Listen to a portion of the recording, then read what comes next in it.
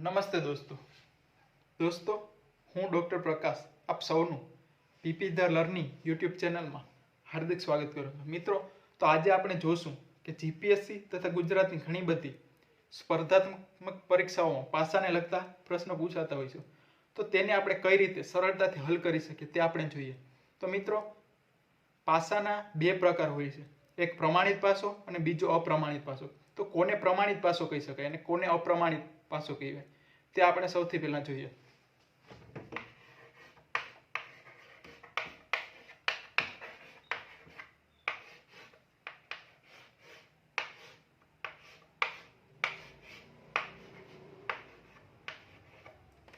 તો મિત્રો, પ્રમાણિત પાસો જ્યારે પણ કોઈ ક્વેશ્ચનમાં આપેલો હોય તો હંમેશા યાદ રાખવાનું કે પ્રમાણિત પાસો એને કહેવાય કે જેની સામસામેની બાજુનો સરવાળો 7 થતો હોય।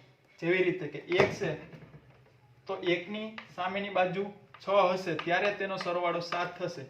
એવી જ રીતે 2 ની સામેની બાજુ હંમેશા 5 હશે જેથી તેનો સરવાળો 7 થાય। તો મિત્રો, હંમેશા યાદ રાખવાનું કે જ્યારે પણ એવો ક્વેશ્ચન પૂછે કે પ્રમાણિત પાસામાં વિપરીત સાઈડ જણાવો તો અને 4 આપેલા હોય તો સમજી લેવાનું કે તેની વિપરીત સાઈડ 3 હશે, કારણ કે પ્રમાણિત પાસામાં હંમેશા વિપરીત સાઈડનો સરવાળો 7 થતો હોય છે અને સામેના અને નજીકની સાઈડનો સરવાળો ક્યારેય પણ 7 નહીં થતો હોય।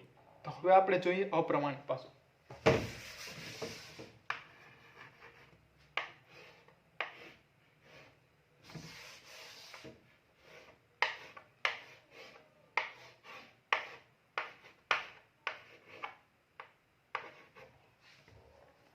મિત્રો, અપ્રમાણિત પાસો કોને કહેવાય કે સાધારણ પાસો કોને કહેવાય? તો મિત્રો, જ્યારે પણ કોઈ પાસામાં નજીકની બે સાઈડનો સરવાળો 7 થતો હોય તો તેને અપ્રમાણિત પાસો કહેવાય અને અપ્રમાણિત પાસામાં ક્યારેય પણ વિપરીત સાઈડનો સરવાળો 7 નહીં થતો હોય। સમજી ગયા મિત્રો, કોને અપ્રમાણિત પાસો કહેવાય અને કોને પ્રમાણિત પાસો કહેવાય? તો હું તમને 3 નિયમ કહીશ કે જેથી આપણે સરળતાથી કોઈ પણ એક્ઝામમાં પૂછાતા ક્વેશ્ચન હલ કરી શકીએ। તો હું તમને પહેલો નિયમ જણાવું।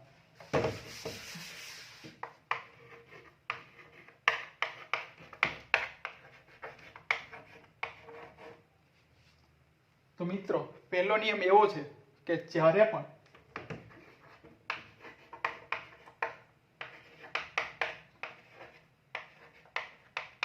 કોઈ પણ પાસામાં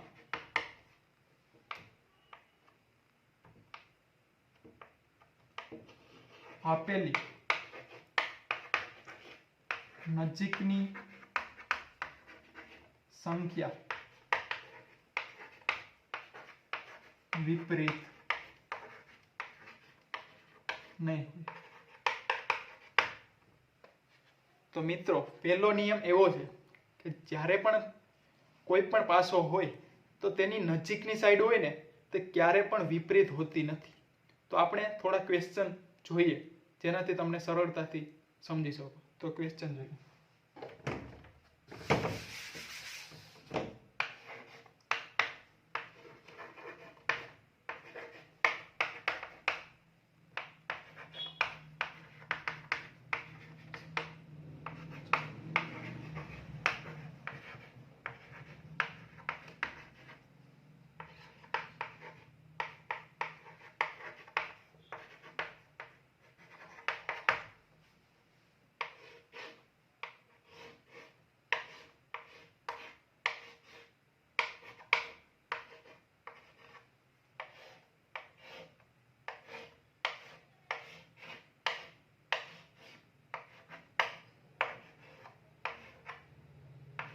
તો મિત્રો, તમને એક્ઝામમાં ક્યારે પણ આવો ક્વેશ્ચન પૂછાય કે આપેલા નીચેના બે પાસામાંથી 4 ની વિપરીત સંખ્યા કયો? તો મિત્રો, હંમેશા યાદ રાખવાનું કે આપણે પહેલો નિયમ શું કહે છે કે કોઈ પણ પાસામાં નજીકની સાઈડ ક્યારેય વિપરીત સાઈડ હોતી નથી। તો આપણે આમાં તે નિયમ લગાડીએ કે 4 નું આપણે વિપરીત સંખ્યા પૂછી છે તો 4 ની વિપરીત સંખ્યા શું હોઈ શકે? પહેલા તો જોઈ લેવાનું કે આ પ્રમાણિત પાસો છે કે અપ્રમાણિત। તો 4 + 3 મીન્સ કે આ અપ્રમાણિત પાસો છે। જો આપણે પ્રમાણિત પાસો હોત તો સીધું કહી શકીએ કે 4 નો 3 થાય, પણ આ અપ્રમાણિત પાસો છે. તો કઈ રીતે આપણે સોલ્વ કરી શકીએ? તો પહેલો નિયમ એમ કહે છે કે કોઈ પણ પાસામાં નજીકની સંખ્યા વિપરીત સાઈડમાં ન હોઈ શકે. તો 4 ની નજીક શું છે? તો કે 5 છે, તો 5 વિપરીત ન હોઈ શકે. 6 ન હોઈ શકે, 2 ન હોઈ શકે, 3 ન હોઈ શકે. તો હવે કોઈ સંખ્યા વધી છે કે જે 4 ની નજીક નથી? તો કે 1.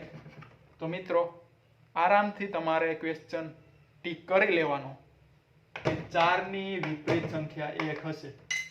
સમજી ગયા મિત્રો?